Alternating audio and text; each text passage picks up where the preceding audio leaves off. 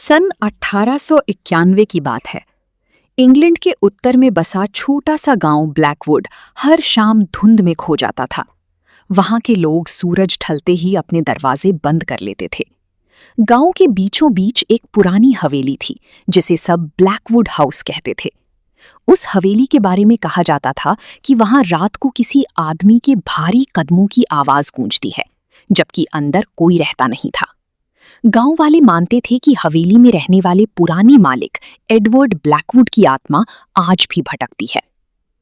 Mister James पेशे से लेखक थे। उन्हें रहस्यमयी घटनाओं पर किताबें लिखने का शौक था। जब उन्होंने ब्लैकवुड हवेली की कहानी सुनी तो उन्होंने तय किया कि वे वहां कुछ दिन रहकर सच्चाई जानेंगे। गांव पहुंचते ही उन्होंने देखा कि हर आदमी उनसे आंखें चुरा रहा था। सराय की बूढ़ी मालिक ने कांपती आवाज में कहा, साहब, रात में उस हवेली के पास मत जाइए।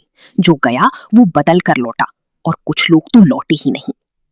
जेम्स मुस्कुराए। उन्हें भूत प्रेत की बातों पर विश्वास नहीं था। उन्होंने अपना सामान उठाया और अकेली हवेली की ओर चल पड़ी। जैसी जैसी वे पास पहुंचती गई, हवा ठंडी होती गई। हवेली के टूटे फाटक अपने आप चरमराते हुए खुल गए। ऐसा लगा मानो कोई उन्हें अंदर आने का निमंत्रण दे रहा हो। अंदर हर चीज पर धूल जमी थी। दीवारों पर पुरानी चित्र टंगे थे जिनकी आंखें अंधेरे में चमकती प्रतीत होती थीं। सीढ़ियों पर कदम रखते ही ऊपर से किसी की धीरे धीरे चलने की आवाज आई। जेम्स रुके, मगर आवाज बंद हो गई। उन्होंने लालटेन ऊंची की और ऊपर चढ़ने लगे। ऊपर एक लंबा गलियारा था। गलियारे के अंत में एक कमरा हल्का सा खुला हुआ था।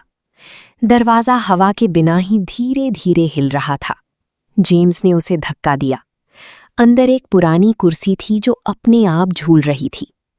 कमरे में एक अजीब बदबू फैली थी, जैसे किसी चीज के सड़ने की। तभी पीछे से किसी ने फुसफुसाकर कहा, तुम्हें यहां नहीं आना चाहिए था। जेम्स तुरंत पीछे मुड़े, मगर वहां कोई नहीं था। उनका दिल पहली बार तेज धड़कने लगा। उन्होंने खुद को संभाला और नीचे लौट आए। रात गहराने लगी। बाहर तूफान शुरू हो चुका था। हवेली की खिड़कियां अपने आप खुल बंद हो रही थीं। जेम्स ने अपने नोट्स लिखने शुरू किए। तभी ऊपर से जोरदार धमाके की आवाज आई। ऐसा लगा जैसे कोई भारी चीज फर्श पर घसीटी जा रही हो। वे साहस जुटाकर फिर ऊपर गए। इस बार गलियारे में उन्हें गीले पैरों के निशान दिखाई दिए। निशान सीधे उसी कमरे तक जाते थे, मगर कमरे में कोई नहीं था। अचानक दरवाजा पीछे से बंद हो गया। लालटेन बुझ गई। पूरा कमरा अंधेरे में डूब गया। तभी अंधेरे में दो सफेद आंखें चमकी। जेम्स का गला सूख गया।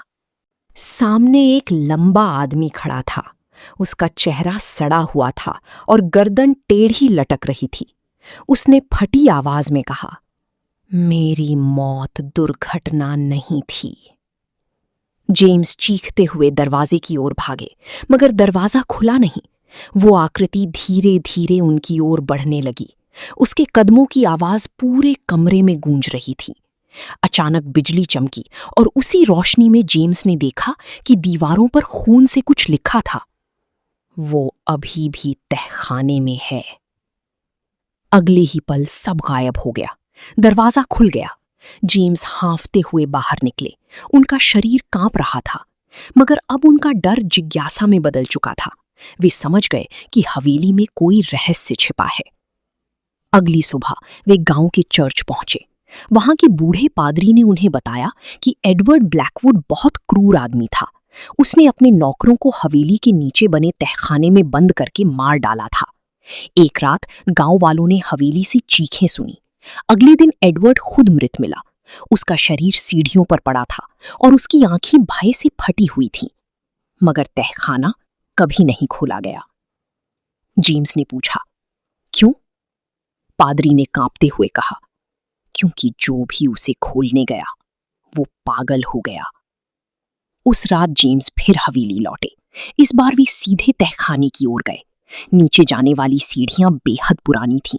जैसे जैसे वे नीचे उतरते गए, हवा भारी होती गई। नीचे पहुंचकर उन्होंने देखा कि लोहे का विशाल दरवाजा जंजीरों से बंद था। दरवाजे के पीछे से किसी की रोने की आवाज आ रही थी। जेम्स ने कांपते हाथों से जंजीर हटाई। दरवाजा खुलते ही सड़ी हुई हवा का झोंका बाहर आया। अंदर अंधेरा था। उन्होंने लालटेन आगे की। तभी उन्हें दीवार से बंधे कई कंकाल दिखाई दिए। उनकी आंखों की जगह सिर्फ काले गड्ढे थे। अचानक पीछे से दरवाजा बंद हो गया। तहखाने में बच्चों के रोने और लोगों की चीखों की आवाज गूंजने लगी। जेम्स ने महसूस किया कि कोई उनके पीछे खड़ा है।